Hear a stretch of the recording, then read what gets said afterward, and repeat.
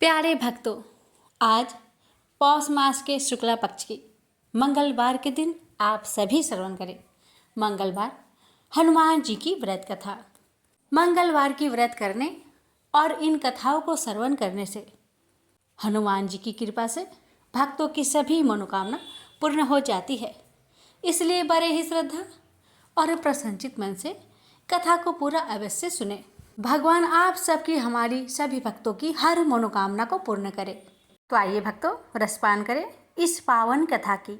मर्यादा पुरुषोत्तम भगवान श्री राम के परम भक्त श्री हनुमान जी के बारे में तो सभी जानते हैं। ये भी जानते हैं कि दशरथ नंदन राम हनुमान के हृदय में बसते हैं। लेकिन क्या आपको यह पता है कि एक बार पवन सुत हनुमान राम जी से ही लड़ने पहुंच गए? हो सकता है भक्तों, ये कथा श्रवण करके आपको हैरानी होगी, लेकिन यह सत्य है और इस घटना का जिक्र श्री राम कथा में सुनने और पढ़ने को मिलता है। लेकिन इससे भी ज्यादा हैरान करने वाली बात यह है कि पवन सुत जब श्री राम से लड़ने के लिए तैयार हुए तो उन्होंने सौगंध भी मर्यादा पुरुष उत्तम की ही ली। तो आइए जानते हैं कि ऐसा क्या हुआ था कि श्री राम के परम भक्त पवन सुत को उनसे युद्ध करना पड़ा। कथा मिलती है कि एक बार सेमरू पर्वत पर सभी संतों की सभा का आयोजन हुआ। केवर्त देश के राज संकुत भी उसी सभा में सभी संतों का आशीर्वाद लेने जा रहे थे। रास्ते में उन्हें देव ऋषि नारद मिले। राजा सुकंद ने उन्हें प्रणाम किया।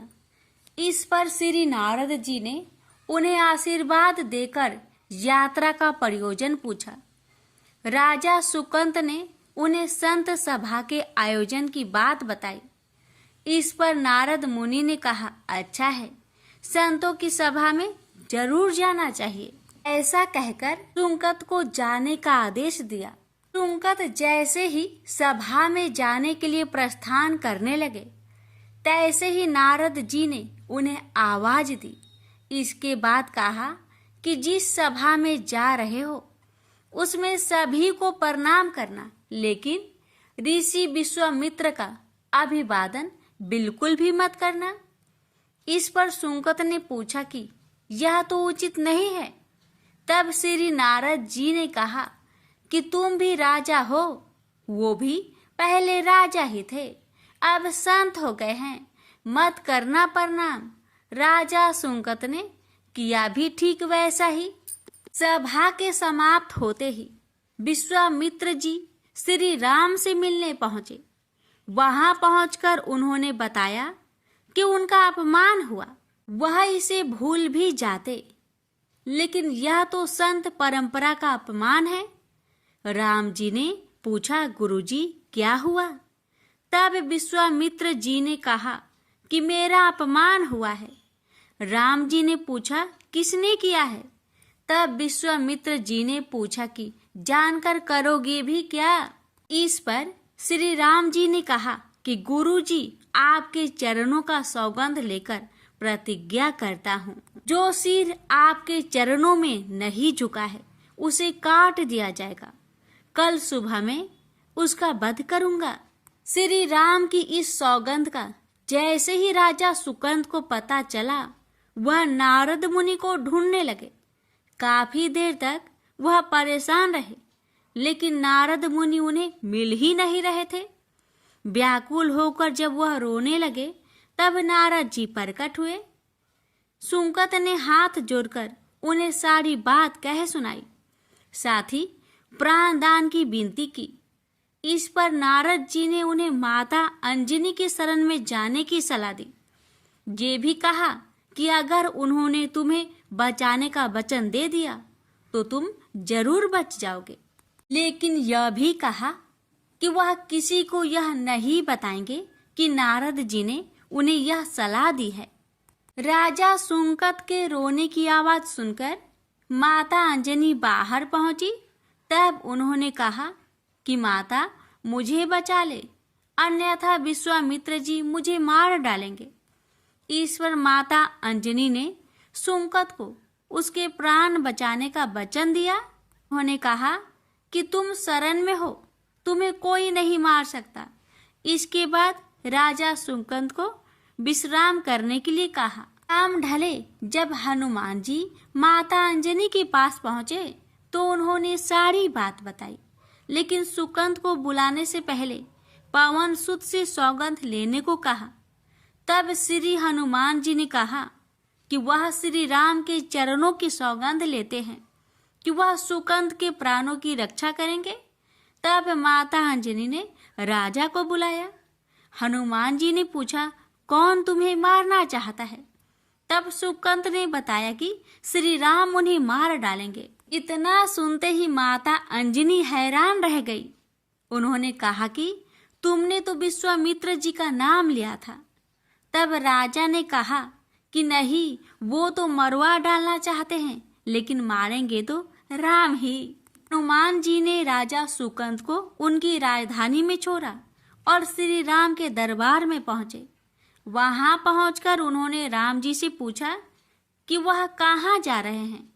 तब मर्यादा पुरुषोत्तम ने बताया कि वह राजा सुकंत का वध करने जा रहे हैं।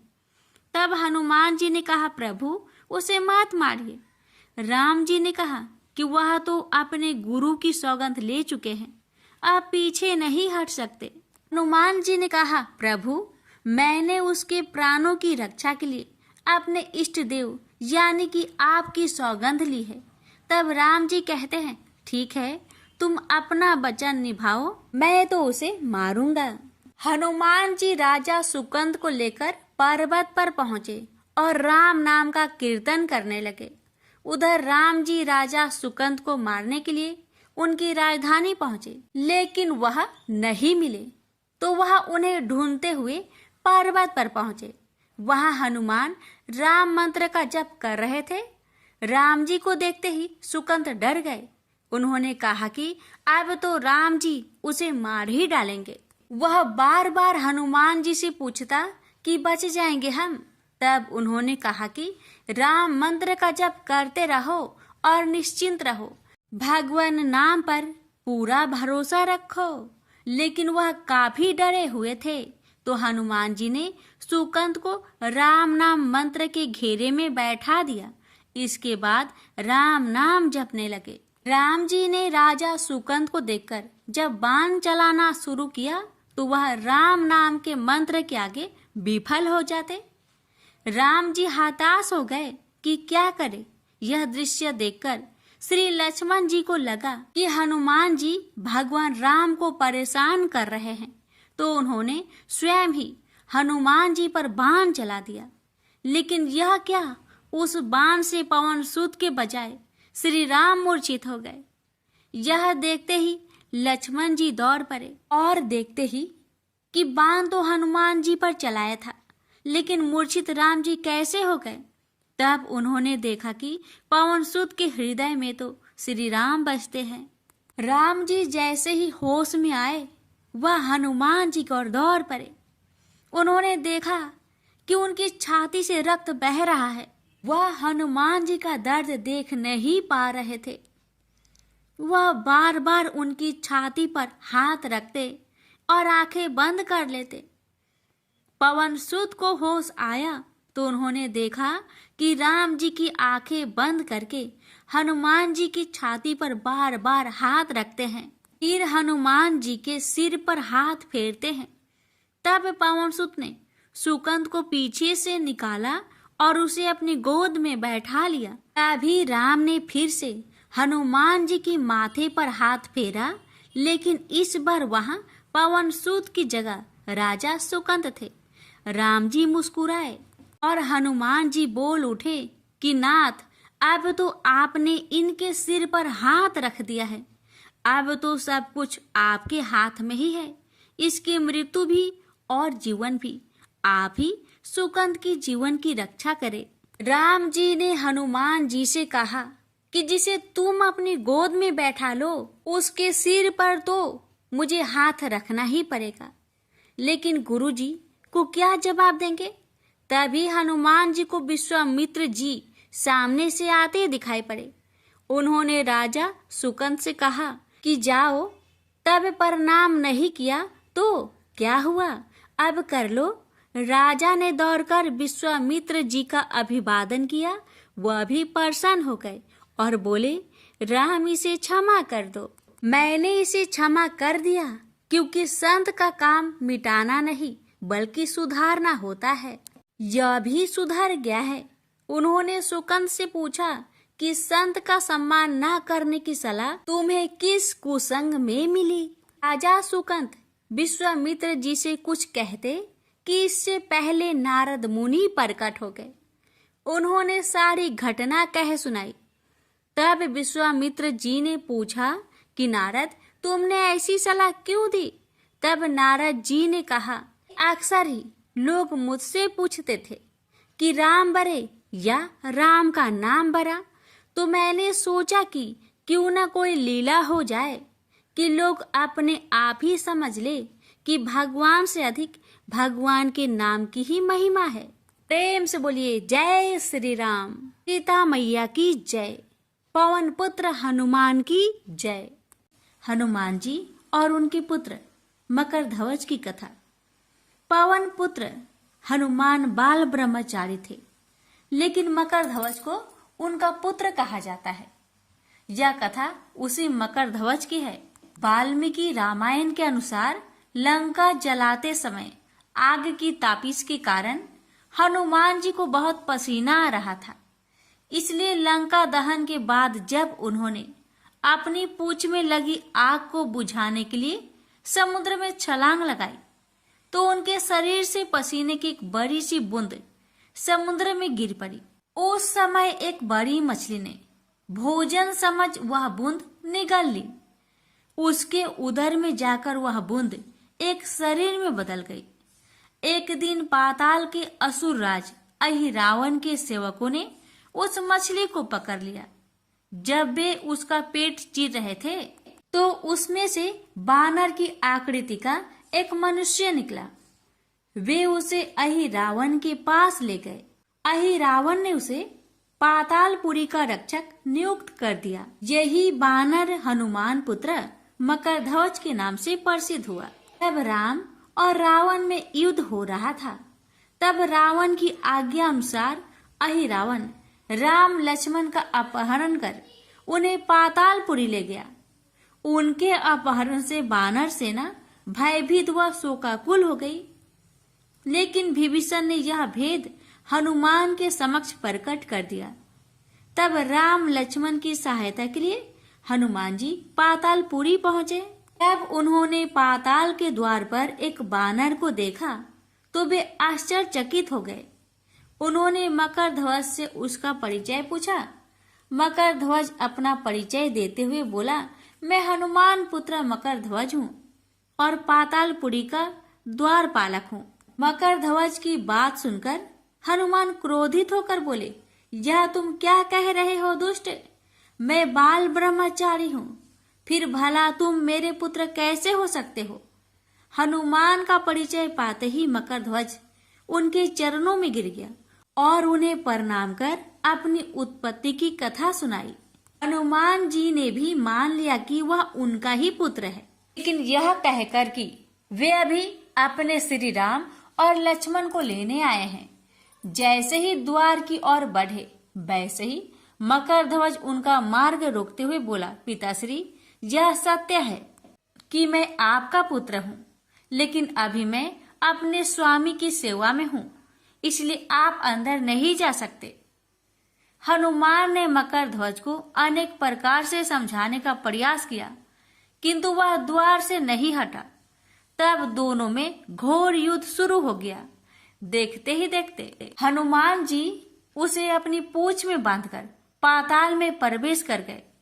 हनुमान सीधे देवी मंदिर में पहुंचे, जहां अहिरावण राम लक्ष्मण की बलि देने वाला था। हनुमान जी को देखकर चामुंडा देवी पाताल लोक से प्रस्थान कर गई।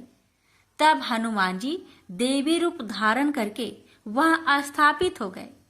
कुछ देर के बाद अहिरावण वहां आया और पूजा अर्चना करके जैसे ही उसने राम लक्ष्मण की बलि देने के लिए तलवार उठाई, वैसे ही भयंकर गर्जना करते हुए हनुमान जी प्रकट हो गए और उसी तलवार से अहिरावण का वध कर दिया। उन्होंने राम लक्ष्मण को बंधन मुक्त किया। तब श्री राम ने पूछा, हनुमान, तुम्हारी पूंछ में यह कौन बंधा है? बिल्कुल तुम्हारे ही समान लग रहा है, इसे खोल दो। हनुमान ने मकर ध्वज का परिचय देकर उसे बंधन मुक्त कर दिया। मकर ध्वज ने श्री राम के समक्ष सिर झुका लिया। अब श्री राम ने मकर ध्वज का राज्य अभिषेक कर उसे पाताल का राजा घोषित कर दिया और कहा कि भविष्य में वह अपने पिता के समान दूसरों की सेवा करे। यह सुनकर मकर ध्वज ने तीनों को प्रणाम किया। तीनों उसे आशीर्वाद देकर वहां से प्रस्थान कर गए। इस प्रकार मकर ध्वज हनुमान का पुत्र कहलाए। तो प्रेम से बोलिए, पवन पुत्र हनुमान की जय। अब श्रवण करेंगे राम नाम की महिमा की बड़ी ही सुंदर कथा। लंकापति रावण के वध के बाद जब अयोध्यापति प्रभु श्री राम की कीर्ति दूर दूर तक फैल रही थी और वह मर्यादा पुरुषोत्तम कहलाने लगे, तब एक दिन महादेव शिव की इच्छा भी मर्यादा पुरुषोत्तम श्री राम से मिलने की हुई। पार्वती को संग लेकर महादेव कैलाश पर्वत उतरकर अयोध्या नगरी के रास्ते चल पड़े। भगवान शिव और मां पार्वती को अयोध्या आया देखकर राम जी बहुत खुश हुए। माता जानकी ने उनका उचित आदर सत्कार किया और स्वयं भोजन बनाने के लिए रसोई में चली गई। इस बीच भगवान शिव ने श्री राम जी से पूछा, आपके सेवक हनुमान जी दिखाई नहीं पड़ रहे हैं? श्री राम बोले, वे बगीचे में हैं। शिव जी ने श्री राम जी से बगीचे में जाने की अनुमति मांगी और पार्वती जी का हाथ थामकर बगीचे में आ गए। बगीचे की खूबसूरती देखकर उनका मन मोहित हो गया। आम के एक घने वृक्ष के नीचे हनुमान जी दीन दुनिया से बेखबर गहरी नींद में सोए थे और एक लय में खराटे से राम नाम की ध्वनि उठ रही थी। चकित होकर शिवजी और माता पार्वती एक दूसरे की ओर देखने लगे। माता पार्वती मुस्कुरा उठी और वृक्ष की डालियों की ओर इशारा किया। राम नाम सुनकर पेड़ की डालियां भी झूमने लगी थी और इनके बीच से भी राम नाम उच्चारित हो रहा था। शिव जी इस राम नाम की धुन में मस्त मगन होकर खुद भी राम राम कहकर नाचने लगे। माता पार्वती जी ने भी अपने पति का अनुसरण किया और अपने कोमल पैर थिरकाने लगी। शिव जी और पार्वती जी के नृत्य से ऐसी झनकार उठी कि स्वर्ग लोक के देवतागण भी आकर्षित होकर बगीचे में आ गए और राम नाम की धुन में सभी मस्त हो गए। माता जानकी भोजन तैयार करके प्रतीक्षार्थ थी, परंतु संध्या घिरने तक भी अतिथि नहीं पधारे। तब अपने देवर लक्ष्मण जी को बगीचे में भेजा। लक्ष्मण जी तो स्वयं को श्री राम का सेवक ही मानते थे। अब बगीचे में आकर जब उन्होंने धरती पर स्वर्ग का नजारा देखा तो खुद भी राम नाम की धुन में झूम उठे। महल में माता जानकी परेशान हो रही थी कि अभी तक भोजन ग्रहण करने कोई भी क्यों नहीं आया। उन्होंने श्री राम जी से कहा, भोजन ठंडा हो रहा है, चलिए हम ही जाकर बगीचे में से सभी को ले आए। जब राम जी बगीचे में गए तो वहां राम नाम की धुन मची हुई थी। हनुमान जी गहरी नींद में सोए हुए थे और उनके खराटों से अभी तक राम नाम निकल रहा था। श्री राम भाव विहल हो उठे। राम जी ने हनुमान जी को नींद से जगाया और प्रेम से उनकी तरफ निहारने लगे। हनुमान जी प्रभु को आया देख शीघ्रता से उठ खड़े हुए। नित्य की सभा भंग हो गई। शिव जी खुले कंठ से हनुमान जी की राम भक्ति की सराहना करने लगे। हनुमान जी सकुचाए लेकिन मन ही मन खुश हो रहे थे। श्री सिया राम ने भोजन करने का आग्रह भगवान शिव जी से किया। तभी लोग महल में भोजन करने के लिए चल पड़े। माता जानकी भोजन परोसने लगी। हनुमान जी को भी श्री राम जी ने पंक्ति में बैठने का आदेश दिया। हनुमान जी बैठ तो गए, परंतु आदत ऐसी थी कि राम जी के भोजन करने के उपरांत ही सभी लोग भोजन करते थे। आज श्री राम के आदेश से पहले भोजन करना पड़ रहा था। माता जानकी हनुमान जी को भोजन परोसती जा रही थी, पर हनुमान जी का पेट ही नहीं भर रहा था। सीता जी कुछ समय तक तो उन्हें भोजन परोसती रही, फिर समझ गई इस तरह से हनुमान जी का पेट नहीं भरेगा। उन्होंने तुलसी के एक पत्ते पर राम नाम लिखा और भोजन के साथ हनुमान जी को परोस दिया। तुलसी पत्र खाते ही हनुमान जी को संतुष्टि मिली और वह भोजन खाकर उठ खड़े हुए। भगवान शिव शंकर ने प्रसन्न होकर हनुमान जी को आशीर्वाद दिया कि आपकी राम भक्ति युगों युगों तक याद की जाएगी और आप संकट मोचन कहलाएंगे। प्रेम से बोलिए सिया रामचंद्र की जय। हर हर महादेव। माता पार्वती की जय।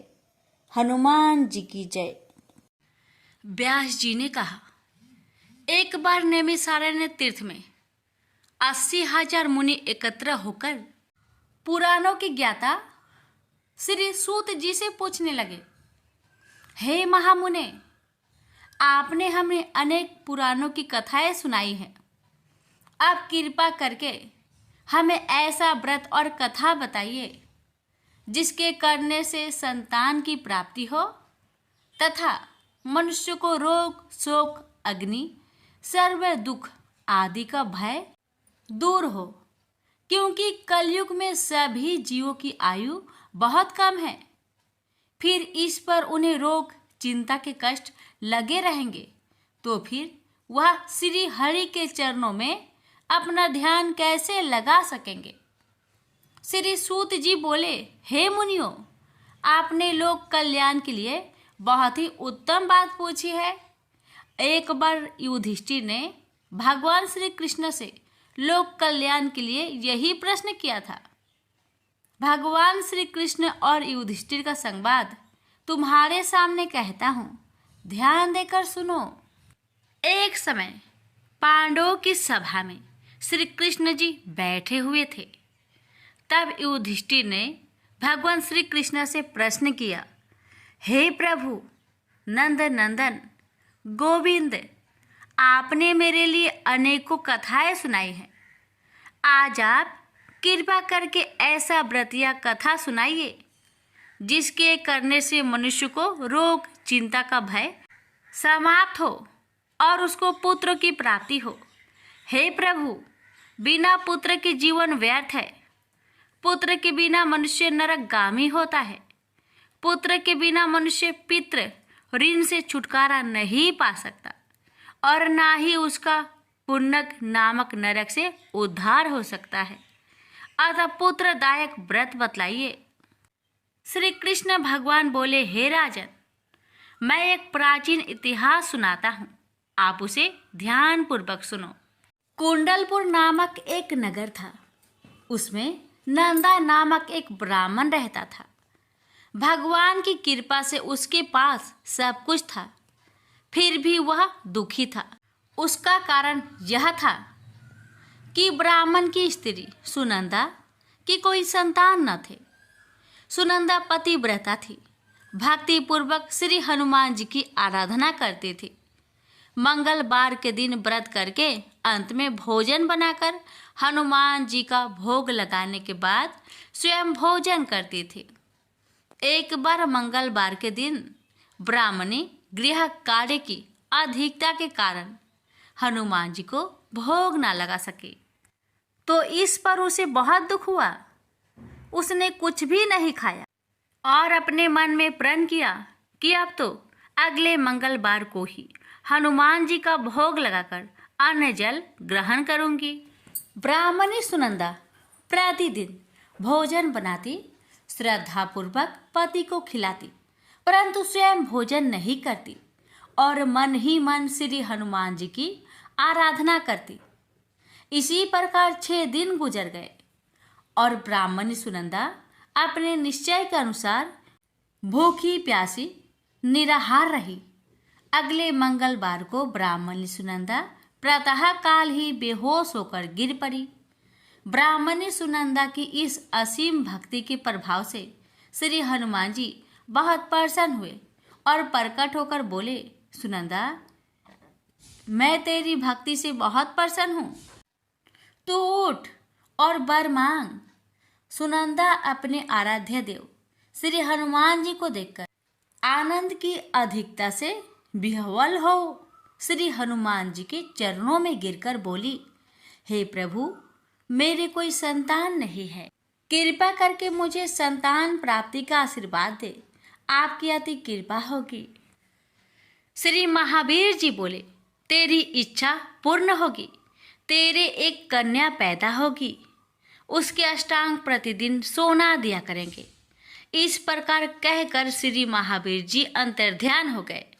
ब्राह्मणी सुनंदा बहुत हर्षित हुई और सभी समाचार अपने पति से कहा। ब्राह्मण देव कन्या का वरदान सुनकर कुछ दुखी हुआ, परंतु सोना मिलने की बात सुनी तो बहुत प्रसन्न हुआ। विचार किया कि ऐसी कन्या के साथ मेरी निर्धनता भी समाप्त हो जाएगी। श्री हनुमान जी की कृपा से वह ब्राह्मणी गर्भवती हुई और 10वें महीने में उसे बहुत ही सुंदर पुत्री प्राप्त हुई। यह बच्ची अपने पिता के घर में ठीक उसी तरह बढ़ने लगी जिस प्रकार शुक्ला पक्ष की चंद्रमा बढ़ता है। 10वें दिन ब्राह्मण ने उस बालिका का नामकरण संस्कार कराया। उसके कुल पुरोहित ने उस बालिका का नाम रत्नावली रखा, क्योंकि यह कन्या सोना प्रदान किया करती थी। इस कन्या ने पूर्व जन्म में बड़े ही विधान से मंगल देव का व्रत किया था। रत्नावली का अष्टांग बहुत सा सोना देता था। उस सोने से नंदा ब्राह्मण बहुत ही धनवान हो गया। अब ब्राह्मणी भी बहुत अभिमानी करने लगी। समय बीतता रहा। अब रत्नावली 10 वर्ष की हो चुकी। एक दिन जब नंदा ब्राह्मण प्रसन्नचित्त था, तब सुनंदा ने अपने पति से कहा, मेरी पुत्री रत्नावली विवाह की योग हो गई है, अतः आप कोई सुंदर तथा योग वर देकर इसका विवाह कर दे। यह सुन ब्राह्मण बोला, अभी तो रत्नावली बहुत छोटी है। तब ब्राह्मणी बोली, शास्त्रों की आज्ञा है कि कन्या 8वें वर्ष में गौरी, 9 वर्ष में रोहिणी, 10वें वर्ष में कन्या, इसके पश्चात रजवाला हो जाती है। गौरी के दान से पाताल लोक की प्राप्ति होती है, रोहिणी के दान से वैकुंठ लोक की प्राप्ति होती है, कन्या के दान से इंद्रलोक में सुखों की प्राप्ति होती है। अगर हे पतिदेव रजवाला का दान किया जाता है तो घोर नरक की प्राप्ति होती है। इस पर ब्राह्मण बोला, अभी तो रत्नावली मात्र 10 ही वर्ष की है और मैंने तो 16-16 साल की कन्याओं का विवाह कराए हैं, अभी जल्दी क्या है। तब ब्राह्मणी सुनंदा बोली, आपको तो लोभ अधिक हो गया है। शास्त्रों में कहा गया है कि माता पिता और बड़ा भाई रजवाला कन्या को देखते हैं तो वह अवश्य नरकगामी होते हैं। तब ब्राह्मण बोला, अच्छी बात है, कल मैं अवश्य ही योग वर की तलाश में अपना दूत भेजूंगा। दूसरे दिन ब्राह्मण ने अपने दूत को बुलाया और आज्ञा दी कि जैसी सुंदर मेरी कन्या है वैसा ही सुंदर वर उसके लिए तलाश करो। दूत अपने स्वामी की आज्ञा पाकर निकल पड़ा। पंपई नगर में उसने एक सुंदर लड़के को देखा। यह बालक एक ब्राह्मण परिवार का बहुत गुणवान पुत्र था। इसका नाम सोमेश्वर था। दूत ने इस सुंदर व गुणवान ब्राह्मण पुत्र के बारे में अपने स्वामी को पूर्ण विवरण दिया। ब्राह्मण नंदा को भी सोमेश्वर अच्छा लगा और फिर शुभ मुहूर्त में विधि पूर्वक कन्यादान करके ब्राह्मण ब्राह्मणी संतुष्ट हुए, परंतु ब्राह्मण के मन तो लोभ समाया हुआ था। उसने कन्यादान तो कर दिया था, पर वह बहुत खिन्न भी था। उसने विचार किया कि रत्नावली तो अब चली जाएगी और मुझे इससे जो सोना मिलता था वह अब मिलेगा नहीं। मेरे पास जो धन था कुछ तो इसके विवाह में खर्च हो गया और जो शेष बचा है वह भी कुछ दिनों के पश्चात समाप्त हो जाएगा। मैंने तो इसका विवाह करके बहुत बड़ी भूल कर दी है। अब कोई ऐसा उपाय हो कि रत्नावली मेरे घर में ही बनी रहे, अपनी ससुराल ना जावे। लोभ रूपी राक्षस ब्राह्मण के मस्तिष्क पर छाता जा रहा था। रात भर अपनी सैया पर बेचैनी से करवटें बदलते बदलते उसने एक बहुत ही क्रूर निर्णय लिया।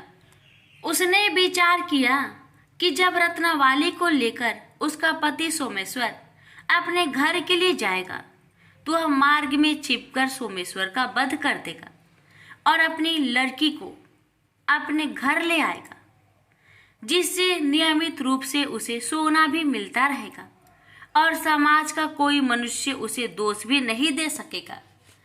प्रातःकाल हुआ तो नंदा और सुनंदा ने अपने जामाई तथा लड़की को बहुत सारा धन देकर विदा किया। सोमेश्वर अपनी पत्नी रत्नावली को लेकर ससुराल से अपने घर की तरफ चल दिया। ब्राह्मण नंदा महालोभ के वशीभूत हो अपने मति खो चुका था। पाप पुण्य को उसे विचार न रहा था। अपने भयानक व क्रूर निर्णय को कार्य रूप देने के लिए उसने अपने दूत को मार्ग में अपने जामाई का वध करने के लिए भेज दिया था, ताकि रत्नावली से प्राप्त होने वाला सोना उसे हमेशा मिलता रहे और वो कभी निर्धन ना हो। ब्राह्मण के दूत ने अपने स्वामी की आज्ञा का पालन करते हुए उसके जमाई सोमेश्वर का मार्ग में ही वध कर दिया। समाचार प्राप्त कर ब्राह्मण नंदा मार्ग में पहुंचा और रुदन करते अपनी पुत्री रत्नावली से बोला, हे पुत्री, मार्ग में लुटेरों ने तेरे पति का वध कर दिया है। भगवान की इच्छा के आगे किसी का कोई बस नहीं चलता है। अब तू घर चल, वहां पर ही रहकर शेष जीवन व्यतीत करना। जो भाग्य में लिखा है वही होगा। अपने पति की अकाल मृत्यु से रत्नावली बहुत दुखी हुई। करुण क्रंदन व रुदन करते हुए अपने पिता से बोली, हे पिताजी, इस संसार में जिस स्त्री का पति नहीं है उसका जीना व्यर्थ है। मैं अपने पति के साथ ही अपने शरीर को जला दूंगी और सती होकर अपने इस जन्म को माता पिता के नाम को तथा सास ससुर के यश को सार्थक करूंगी। ब्राह्मण नंदा अपनी पुत्री रत्नावली के वचनों को सुनकर बहुत दुखी हुआ। विचार करने लगा, मैंने व्यर्थ ही जामाई वध का पाप अपने सिर लिया। रत्नावली तो उसके पीछे अपने प्राण तक देने को तैयार हो। मेरा तो दोनों तरफ से मरण हो गया। धन तो अब मिलेगा नहीं। जामाई वध के पाप के फलस्वरूप यम यातना भी भुगतनी पड़ेगी। यह सोचकर वह बहुत खिन्न हुआ। सोमेश्वर की चिता बनाई गई। रत्नावली सती होने की इच्छा से अपने पति का सिर अपनी गोद में रखकर चिता में बैठ गई। जैसे ही सोमेश्वर की चिता को अग्नि लगाई गई, वैसे ही प्रसन्न हो मंगलदेव वहां प्रकट हुए और बोले, हे रत्नावली, मैं तेरी पति भक्ति से बहुत प्रसन्न हूँ, तू वर मांग। रत्नावली ने अपने पति का जीवन दान मांगा। तब मंगलदेव बोले, रत्नावली, तेरा पति अजर अमर है, यह महाविद्वान भी होगा और इसके अतिरिक्त तेरी जो इच्छा हो वर मांग। तब रत्नावली बोली, हे ग्रहों के स्वामी, यदि आप मुझ पर प्रसन्न हैं तो मुझे यह वरदान दीजिए कि जो भी मनुष्य मंगलवार के दिन प्रातः काल लाल पुष्प लाल चंदन से पूजा करके आपका स्मरण करे, उसको रोग व्याधि ना हो, सज्जनों का कभी वियोग ना हो, सर्प अग्नि तथा शत्रुओं का भय ना रहे। जो स्त्री मंगलवार का व्रत करे वह कभी विधवा ना हो। मंगलदेव तथास्तु कहकर अंतर्ध्यान हो गए। सोमेश्वर मंगलदेव की कृपा से जीवित हो उठा।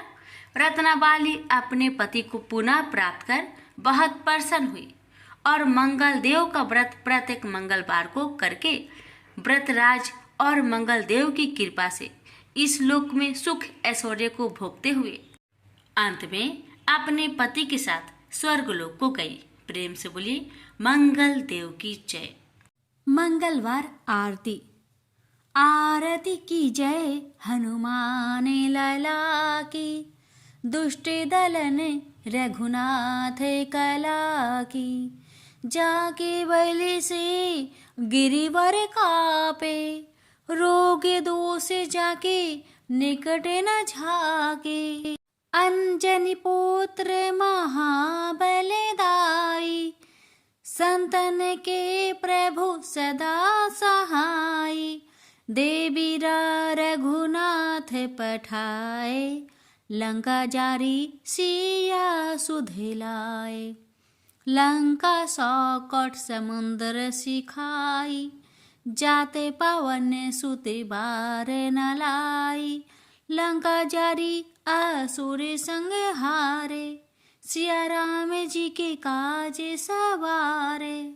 लक्ष्मण मोरे चिति परे सकारे, आनी सजीवन प्राण उबारे।